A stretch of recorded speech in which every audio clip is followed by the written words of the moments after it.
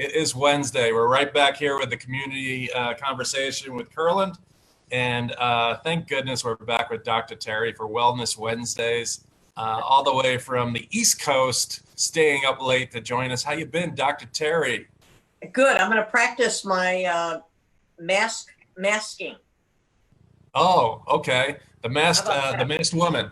You're going to have to pull that down for just a moment, Lone Ranger, so I can actually talk to you. There you go. You're safe. This is what we're doing here. This is the East. And I wore I just want to be emphasize that patriots do wear masks. We're thinking about your safety and my safety. We want all of us to be healthy. Yeah. So we're going to talk about the masks, and to mask and not to mask. That shouldn't be the question. And then we're going to talk a little bit about death, and we're going to talk a little bit about missing milestones, with this week being graduation for many of our children. But first, I kind of want to talk to you about how you've been. Let's have a little fun here. What you've been doing over there in Boston, the Boston area. Well, in Boston, we've been looking for cots and doing lots of things, a lot of walking, and not much going into stores and things like that. Well, you and I love to play golf, so I want to get you right on the golf course. Have you played golf? I have, and our local golf course just opened. It's beautiful, built very much around the terrain of granite and beautiful rocks and stuff like that. And just the other day, I had an errant shot. I don't know how that could have happened, but it was on the wrong side of the creek. So I decided I was not walking all that way. I didn't need any more steps. I was already doing my 3.5 miles. So I decided I would jump the creek, just as I used to do in Phoenix, Arizona. There was a slight problem. Well, there were two problems. One was probably my image of myself being able to do that was a tatty bit distorted, and my vertical leap was not quite so good. So I landed with my left foot in the mud. And of course, immediately started to giggle, which only made me sink further. But I dragged myself out and was able to complete the round. So with a 49, so not bad for the beginning. Oh, hey, all right. Under 100, if you double that, baby. I think less than 10% of the people are better than bogey golfers. So you're right up there. Yeah. It's funny. You mentioned that. And with golf, I am a little bit of the same way, in the sense that my mind is going, it's exponentially falling off the cliff here. I cannot remember a thing, it seems.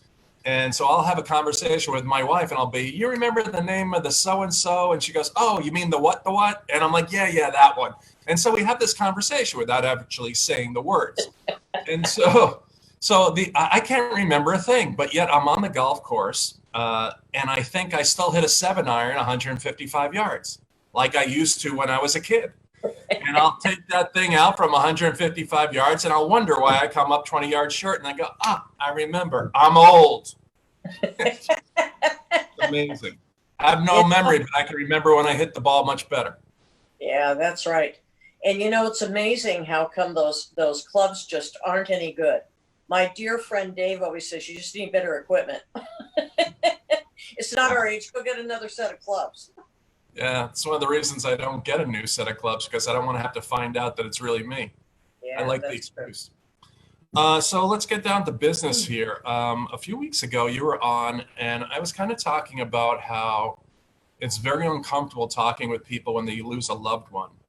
Yes. And so very close to our campaign, a wonderful woman lost her son, and some pain is just too much for me to even comprehend. I don't know. How do you go about comforting a person, knowing when it's the right time and when it's what to say? You love somebody and you don't want to hurt them any more than they're already hurting. Well, I think we always have to put these things in context. If I lost my mother when I was in my 40s, she was in her 70s. I now think 70 is very, very young, I would like to point out. And that was very hard and sad, but it wasn't tragic. I think when we lose a relative or a friend out of sequence, a child is not supposed to die before I die. There's an added kind of onus of loss and grief there. I think my experience, both personally and clinically, is it's never a bad time to acknowledge to that person that you feel very sorry for their loss and that you wish you could help if there's anything you can do. The Jews have a great tradition of, sitting Shiva with someone and spending days talking to the person. In other traditions, we have wakes. And, when I was a kid, I never understood what a wake, why would you have a wake? That seems silly. But we know and can acknowledge that the wake really isn't for the dead person, it's for the rest of us. So that we have a chance to, as a community, express our feelings for the loss of this person or this young life. When it's somebody who's young that dies, and I know many of you have had students die in car accidents, sometimes by disease, some kids because of drugs.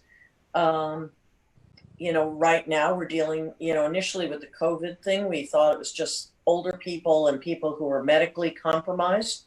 And now we're finding that younger people are dying from strokes, heart attacks, all sorts of kidney malfunctions that we didn't understand 2 months ago, but now we do know. So I think that offering our condolences, being attentive to that person is very, very important. There are certain times that are obviously kind of anniversary reactions. I don't know how well you know this colleague of yours, your friend, if you know her child's birthday, Mother's Day. A woman I play golf with lost her sons in a tragic car accident, both of her children. And I was playing golf on Mother's Day and she was there, and I had this awkward moment of like, should I say Happy Mother's Day? And, when I don't know her that well, but the thought goes through my mind. So I think people whom you know much better, you would know how to approach. Sometimes we think it's only that short time right after the person dies, but really that parent or spouse is in mourning, I'd say easily 3 to 5 years. The intensity is different as time goes on, as time moves along, and their understanding of what was happening to that person or for that person may be different. But I think that you have to understand that they will continue to appreciate your attention and attentiveness to their loss. So that's how I would approach that. Okay. Does Hey, that make sense, everybody. Eric? Yeah, it does. We're talking with Dr. Terry here, Wellness Wednesday. If you have any questions at all that you'd like to ask, go ahead and put it in the comment bar, and we'll do our best to get them answered. How about some do's and don'ts? From what I've heard is you shouldn't kind of come out with the words, I know what you're feeling, or, or start talking about a loss that you've had, right? That's kind of a no-no, right? I think the focus should be on that other person. Yeah. It's not all about me, but rather it's about, I understand what this is like for you. How are you? And trying to elicit from them their response or their need. And some people just aren't ready to talk about it. That's okay. Yeah. So listening. I think, yeah, I'm here if you need something. If you wake up in the middle of the night and you can't sleep, call me. I'm here. And again, a lot of it depends on how you know that person. Sometimes we know them only in a professional context. And so you might go to a funeral or a wake or, whatever. But you're not going to be calling them up once a week. Other people, you might know them much, much better. And and have more of a connection and want to be attentive to their feelings and their losses. Initially after someone dies too, there are lots of details you have to take care of. Insurance or social security or disposal of property. All of that is again reliving that experience of missing this person. And so sometimes it may be, I have a truck, can I help move things for you? Maybe they don't want to talk about the person that died, but you can do something very pragmatic to help them out. So I think that kind of attentiveness is a really good thing. So ask what they need, tell them you love them, show that Mhm. you're there for them, and do some listening rather than trying to kind of talk about your own stories. Everybody's got has a tragedy, and we don't need to do that. Right, Good right. advice. And I think some of us, myself included, have to fight through the awkwardness of trying not to do the wrong thing. Because when you try not to do the wrong thing, chances are you're not doing the right thing, Well, the other right? thing is there's no wrong thing. You're telling this person you care about them. That Okay. that might be all you need.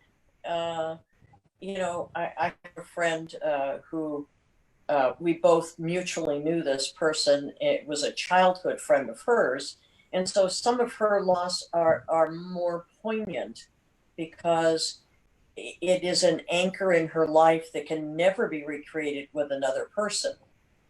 For me, the loss of that mutual friend is very different. I didn't grow up with her. We didn't share family vacations and stories. So, no matter what you do, the fact that you're expressing, I care about you, let me know. You want to talk? You want to go for coffee? Or maybe you don't want to do either of those, but just want to go for a walk. We don't have to talk a thing about anything. Yeah. Sometimes just being there is all that's necessary. Well, so Julie kind of wrote in that she's very appreciative. It's an important message, and promoting empathy benefits all educators as they know the experience and have to deal with loss issues all the time. What about this particular teacher is a well-loved teacher, and I think it might have gotten out to some of her students Mhm. and perhaps some of the people who are teenagers or some of the people that have been in our high school class would like to show their love for her. What would Yeah. you recommend they do? If here in the East, we're not having any public funerals. It is limited to sometimes as small as four in a group and no more than 10. So I think some of it may depend on how that particular family is going to, have a, um, a service or a liturgy or a burial or I don't know, maybe nothing. Um, I think if I were a student, and certainly having many teachers that I love dearly and would have been wanting them to know that I cared and what happened, I would find some way of expressing it, writing a note, writing a card, perhaps at the school which she teaches, maybe do a memorial there or a donation. Some of these Hmm. GoFundMe pages for, again, I don't know if it's printed in the paper, in lieu of flowers, blah blah blah, do a donation. I Hmm. kind of look to those kinds of events, depending on how much they knew this teacher, or how well they knew the teacher. If some of the kids got together and maybe, did you say she was an English teacher? Yeah, yeah. Right now, Yeah, her last assignment was English over at a traditional campus. high school. Yeah. No, she was high school. She was actually the high school. She was the Arizona Teacher of the Year in 2016. Oh, wow. Really made a Wow. great difference in a lot of people's lives. Well, maybe there's something, some kind of donation they can make that would honor her son, um, and maybe honor her, as a teacher, give a small scholarship, something like that. If they knew her more personally, then they will figure it out. Okay. Maybe flowers, maybe a plant.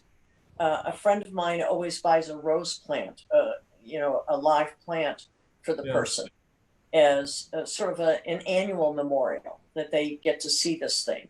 Your weather in Arizona may not be too conducive to rose bushes, so you might have to figure out something along those lines. Yeah. Um, I Well, think, we'll find out. We'll find out. We'll do some investigating, and we'll share it with our viewers to how they yeah, can help Christine move on, and whether it's a scholarship fund, a memorial, or planting a tree, to try to figure right, out something that maybe would comfort her. yeah, yeah. Um, Thanks for that, Dr. Terry. I kind of felt like I had to kind of talk it through a bit. Okay, so Dr. Terry's here once again, Wellness Wednesday. If you have any questions, let's put it on the screen here and we'll get to them. So we have a big week this week. It's once again the high school graduation, Mm. and so I was invited to a gathering outside of somebody's house that's supposedly going to have a food truck and there's going to be social distancing. And my wife wanted me to go, and I'm like, I'm going to take a pass. Yeah. I empathize with the parents who are trying to celebrate their kids, but what's the proper way of going about this? How do you deal with the child and really the parents? How do parents deal with this? This is Well, especially the first child to go through this. I think it's really hard, and I have great respect for science, and if we're looking at the rules and the recommendations from the CDC, from physicians groups, from epidemiologists, they're all telling us the virus is going to win. So we have to be smarter than the virus. And we know what works scientifically has been the inside, be safe, limit your social contacts. And the way I have looked at this is I miss my friends. I miss going out for dinner. I miss going over to somebody's house and say, hey, do you want to have a beer? Let's sit. Yeah, let's order a pizza. Let's hang out. But these are short term losses. And we have to keep reminding ourselves of the greater good. And the greater good is we want to suppress this virus, continue to allow ourselves and our families and people that are vulnerable to be safe. And people that are vulnerable, first we were thinking it was just people who are elderly or have underlying medical issues. People who are vulnerable are little children. There are 8 children in a hospital in New York City that are severely ill, and I think one of whom has died.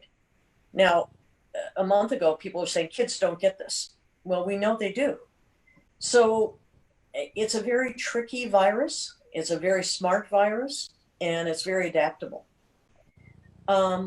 I guess I understand our desire as human beings to be together.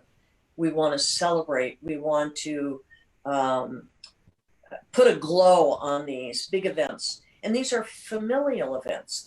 It's not just the child graduating. In many families, it's the first kid to go all the way through school, or the first kid to go to school and not have to work while they're in school. For some high school students, they may be launching to going to college or junior college or trade school. And it's the first time in their family someone has been able to do that. And we want to honor those tremendous, wonderful achievements for the kid and for the family. But the flip side of it is we need to really be safe. And we know that social distancing helps. We know that wearing a mask helps. We know that limiting the number of contacts you have will prevent the virus from spreading. Right now, we only have, I think, 20%, I may be overstating that, between 4 and 20% herd immunity. So we're nowhere close to being able to protect the vast majority of our citizens. If parents want to celebrate, I get it, but maybe they really have to do it small. and say, we're going to come back and celebrate again next summer. Give Yeah. yourselves the chance. Yeah. Because how are you going to feel if you lose somebody because you had a party? All right. You know, how goofy is that? What about And how? that, Go ahead. go ahead. Well, and that's not to undermine how much they want to do it. Um, we talked about having a prom date with our niece. She's a senior in high school, was looking forward to going to her prom, and they can't have it. And we talked about doing it. We'll all get on Zoom and we'll put on the same music and we'll dance. Now I know it's not the same as going to a hotel or some venue, and you're there with all your friends. Instead, you're there with your mom and dad, your grandmother, and a couple of old aunts. Okay, but we're acknowledging your achievement. You're here. You did it. We're proud of you. Wear a Yeah. pretty dress. Put on some makeup. I kind of agree with you. I wouldn't go into a big crowd. We don't Yeah. know where else these people have been. And in Phoenix, certainly in the Valley, I checked the Hopkins website today and looked at Maricopa County to see where you all were. You have quite a bit of infection. You may not have had the same number of deaths as the rest of us, but Phoenix, Minneapolis, and one other city are going to be the secondary hotspots. You have a Oh. huge amount of your population on the reservation who have the same percentage of deaths as New York City. Yeah. Those folks are going to be coming into the hospital systems. Your first line providers are going to be will be more subjected to the disease. If people are cavalier about this, your rates of infection will go up. So Hmm. to go to a birthday party or a graduation party, is it really going to be worth getting sick? I don't think so. It's Yeah. the benefit to me S- is not high enough. right. Now, Yeah. It's if my cost little sister Faith were sick, I'd be hopping my rear end on the plane and coming out there to take care of her. Okay, But we're actually going to bring Faith into this conversation, but first oh, I are have a we? question. Yeah, we're going to do Okay. that. Um, I have a question though for you from one of our viewers. They're asking Yes. about how do you keep a child motivated academically when we don't know what next year will look like? It's hard to set expectations when we literally have no ability to see what education will be in the fall. And quite frankly, this last go around, we didn't have much of a head start, so there were some holes, there were some gaps. How do you keep a kid motivated? I think the first thing to say to kids, and this is something that um, I think parents often try to make it perfect. We have the perfect school system, the perfect computer, perfect, perfect. And I think what we have to say to them is, you know what? There are just some things that are very unpredictable. And this has been one of them. And you really have had a shock value of, we didn't take you to the baby pool. We took you out to the ocean and dumped you in and said, swim to shore. And it will hopefully help you build resilience. It will help you build character. And it's going to help you understand that there are some things we don't have control over, but we work really hard to come up with solutions. And then some of those solutions don't work, so we try again. And that's a very, very good lesson for all of us. We don't have to be perfect. We have to just do our best. And our best will vary. Secondly, I would say to the kids or to the parents, lighten up. It's okay if they're not motivated right now. Everybody needs to take a deep breath and really get a break from all of the intensity. The pressure on parents to work from home, the pressure to be the best worker with expectations you've never had before, sitting in front of a computer, having your children around while you're trying to do work, while you're trying to remain competitive and focused and everything else, and, excuse me, at the same time motivate them, has taken a lot out of everybody. So everybody take a great big deep breath and say, it's okay. Let's have a little bit of fun. Let's get out and exercise. If you have a swimming pool available, go swimming. go for bike rides. I know you have to go at 4 o'clock in the morning because it's so hot there. Me, as you see, I have a little shawl on because it's chilly here. It's going to be 40 degrees tonight. Wow. Yeah, nice, huh? But, you know, just say to them, sometimes adults don't know what's going to happen, and we're going to try to figure it out. And we have never had a time when we had to push all of our learning onto a computer or platforms. We had teachers teaching remotely, and we hope we're going to get better at it. We have to learn from the mistakes and enhance the things we did well. It may be that the kids won't go back into the classrooms come September or August, whenever you guys usually start. It may be the classrooms will have to be, like split shift because of the size of the rooms and the spacing we need to keep everybody safe. And sort of like the example we used many weeks ago about riding a bike, we never let you go out without your helmet. And right now we're trying to figure out how to have the classrooms be safe. Yeah. And one of the things that children enjoy, let's face it, and if you've ever taught grade school, I student taught fifth grade, which made me know I could never teach grade school. They're always moving. They're touching each other. They're shoving. They're always at each other physically. Well, what are we telling people? Don't touch anybody. Don't breathe on them. Cover your mouth. Cover your hands. Wash your hands constantly. If we don't come out of this with a whole group of people that are OCD now about hand washing, we're going to be lucky. But we're trying to make our way through this, and the philosophers and the theorists that talk about the chaos theory. We all think there's predictability. Really, we're just on the edges all the time with chaos, and we think we're being predictable. So we'll have to. It's a work in progress. That's what I would say to them. I think that was from Jeff Goldblum's character in Jurassic Park, right? Maybe. It's about It was the scariest movie ever. I don't know why anybody thought kids should see that thing.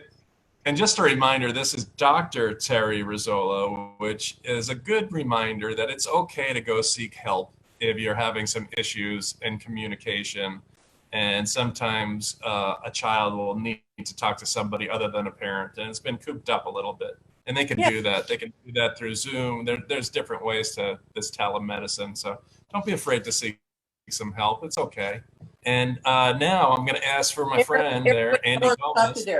That's an excellent little segue there, because one of the things a positive thing that I think has come out of all of this is so much publicity and talking about the need for mental health. If any of us were diabetic, we wouldn't hesitate to go and take insulin. Mental health should not be a stigma for anyone. We all benefit from being able to talk through things and understand. People in my field have studied, and we have a level of expertise that's a little bit better than the average bear. So sometimes we can give you an insight that your family or maybe your religious person can't give you. And we can give you a way of looking at it that normalizes your experience. So yes, seek help. It's the best thing in the world. Yeah. We're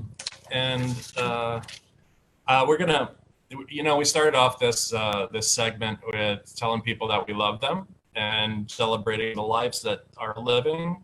And I want to bring in your sister because she is one of the loves of my life. I met your sister, Faith, and we were able to work together when she was the president of the Mesa Teachers Association. I was the president of the Scottsdale Education Association, and she is going to be on mute because she's a talker, and I just you got to mute it. And here she is. And if Andy could put a split screen up there, it would be great, because I want to ask Sister Theresa, not to be confused with Mother Teresa, about Faith's upbringing and some stories, so we can see this face turn different shades of red.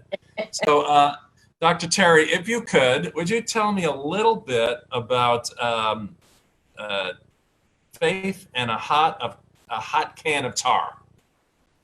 Well, this is an alleged story that our other sister, and Faith and I were out exploring somewhere in the neighborhood, maybe in the alley. This was the good old days when kids could walk in alleys with nothing bad happening to them. And there had been some workmen there with doing some kind of work with tar. And Faith's claim is, of course, that I made her put her hand into it, dared her to do it. That would be so unlike me to at all put her at risk. But she did stick her hand in it. And I'm sure Ange and I rescued her. I think that was really the story, that she just decided she would be adventuresome. It was a good thing you were there. I know what she's trying to say, that you did not put any feathers on her hand, which was really a bright spot to this. You got the tar without the feather. Up. Okay. Right. Now, tell me about the time where you guys went up on the roof to watch 4th of July fireworks. Again, see, I'm not sure what our parents were thinking, but they let me be in charge. And though Faith and Ange both say that I'm not the boss of them, I did convince them to climb I don't know, maybe an 8-foot ladder. And we climbed right up onto the flat roof of our house. We had a carport, and climbed up there to watch the fireworks on 4th of July. And, sat up there, had a grand old time. And then Ange and I came back down, and we thought it'd be kind of funny to leave Faith up on the roof. So we moved the ladder. And, hid it from her for a little while. I think she cried, But we put the ladder back up and let her come down. And I think you're being too kind right now. I think you really have to kind of take some more credit. You're being kind about the stories, but this is really about a strong work ethic. It's about bringing up kids right. I know Faith is tough as nails, and I think we have to credit you, Dr. Terry, with really putting some horns on her head there, huh? Faith is an incredibly sensitive and really, really a very, very sweet little child. She was really pretty naive. She probably was a little over trusting of us. I think once she became a union member, though, boy, did the tables turn. She became eating raw bits for breakfast, And as we told her at that stage, we didn't like her very much. But she's a terrific defender and an incredible advocate for her staff, for her people, for the people in the unions. She's done us all proud. And I just want to add, I don't know if Faith told any of you this, but she was installed in the Borgate High School Hall of Fame for her work in education just this past year. Well, she didn't say anything. Yes. So our high school installed her for her work as an educator in the state of Arizona, for her great contribution to children and to, all the staff that she worked with throughout the years. So we're very proud of Faith. Well, we have people who have worked under Faith, alongside of Faith, and one of them, Roni, says hi, and Julie says union proud, and somebody say congratulations. We all love Faith. Faith made me a better person when I was working alongside her in Scottsdale, and kind of learned from her, really, because while she was loud and outspoken, she's always no, seriously, she was always measured, and she would do this hesitation where she'd say, Eric, and then she'd go on, and I'd be like, oh crap, and she would really say it in such a loving manner that I couldn't come at her in any other way other than to just listen and take it in. So when we were looking for somebody to be our field organizer on this campaign, I was so happy that Faith was available. I mean, she wasn't available right away because she kept on giving of herself to the other associations and stuff, but she's a busy gal. Whenever we have a tough issue, we always say, give it to Faith, because she is just so empathetic. No, seriously, she knows how to talk to young, old, in between, and she just gets the best out of every person. And if you want to work with Faith, you go to curlin23.com, and she will be a hoot and a half. I want to thank you, Dr. Terry and Faith, and the whole Risolo clan for enriching my life. And Thank you, Eric. This It's is good to see you. Yeah, it's been another pleasure. Tomorrow, we're actually going to have AEA organizational consultant to Scottsdale, where Faith used to be in that role. Roni Asali, he's going to be on at 5 o'clock.